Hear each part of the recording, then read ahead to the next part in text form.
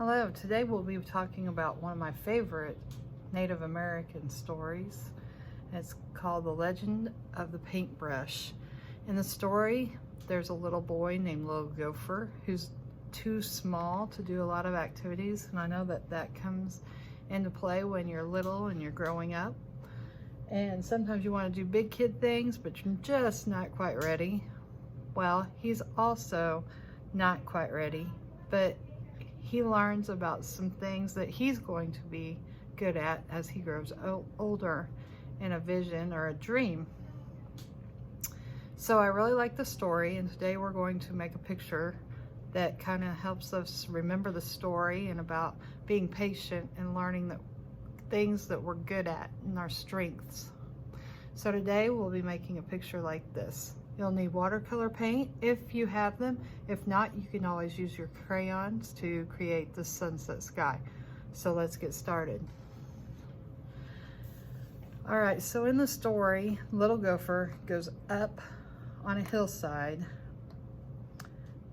to learn about his vision. So I make kind of a hillside with my black crayon. Now, if it's a little too steep, you can always come back down. That's a little too steep for me. See, even teachers make mistakes. All right, so there's my hillside. Now in the story, he learns to paint. So up here on the top of the hillside is where he's going to have his easel that he made from sticks. And sometimes I push so hard it breaks, and that's okay. It happens.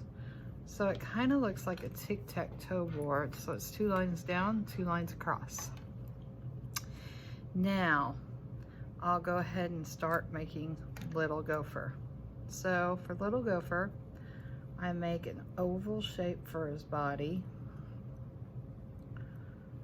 And I try to make it about the same size as his canvas or his easel is. Then I make a rectangle shape for his knee and his leg. I color that in with my black crayon. And then I smooth this out so it looks like kind of his body. Next, I give him a neck. Don't make him a giraffe. He's definitely not a giraffe. And then another oval for the head.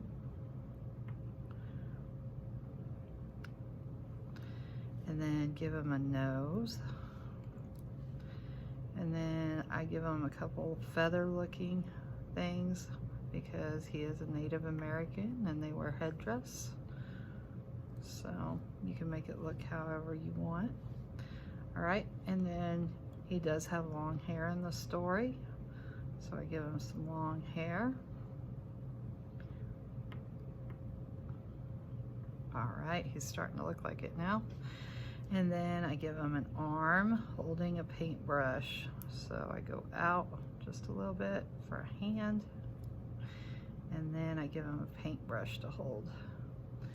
All right, just by making a little line. And then you can make kind of a bubble shape at the end and color it in for his paintbrush. Next, I give him a foot by just making a slanted line going down. All right, so now we have our Native American that is called Little Gopher. All right, so if there's an area you don't like, you can always just keep working with it. Try to get it just right for yourself. All right, I think it looks pretty good. Now, I put a couple of the flowers that they talk about at the end of the story growing on the hillside. And I just make a line going up and then 2 lines going out. You can make them here and there. If you want it to look like 3 lines or 4 lines, kind of a fork shape, that's what you do. At the bottom of the hill, I put a teepee by making a triangle shape. Then I put a line going on both sides, like it would continue. Those are the sticks that hold the teepee up. And we color in the teepee. push down with our crayon and try to get rid of any white that we see. We want it to look like a silhouette. So it's night, there's a sunset, and we want all of the hillside to be colored in. So we'll color in all of the hillside also. I think years ago Jessica Grace taught me how to do this. She may have invented it herself, or she may have found it online. That doesn't matter.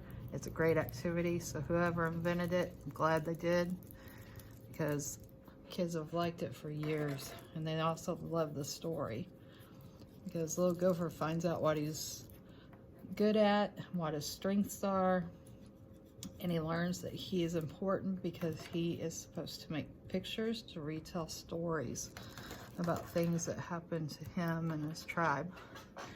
Okay, so now we have little Gopher, and we have his canvas, which I go ahead and I color in like the sunsets.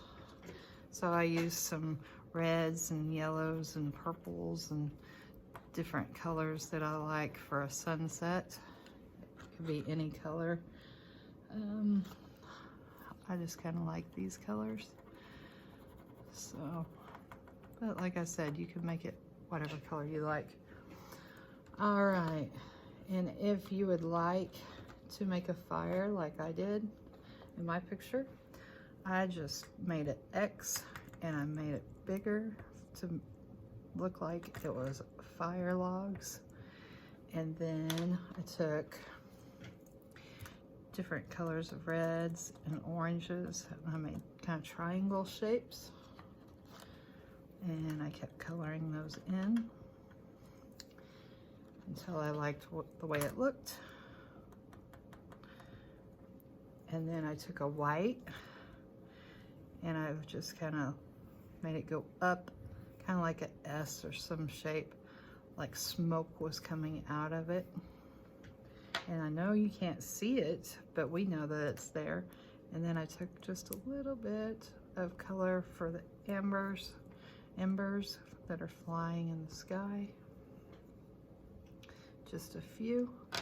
Now, when you paint the sunset with watercolor paint, you can go right over this black. You don't have to go around it, just go right over it and get it all the way down to the bottom. And when you're finished, it will look something like this. And again, sunsets can be all different colors. That's why I love sunset skies. They are so full of colors, and I love all the pretty colors that people can make. So have fun creating, and remember, even though you're little, you're special, and you'll learn one day what you're good at. So keep reading and keep doing art. Thanks, have a good day.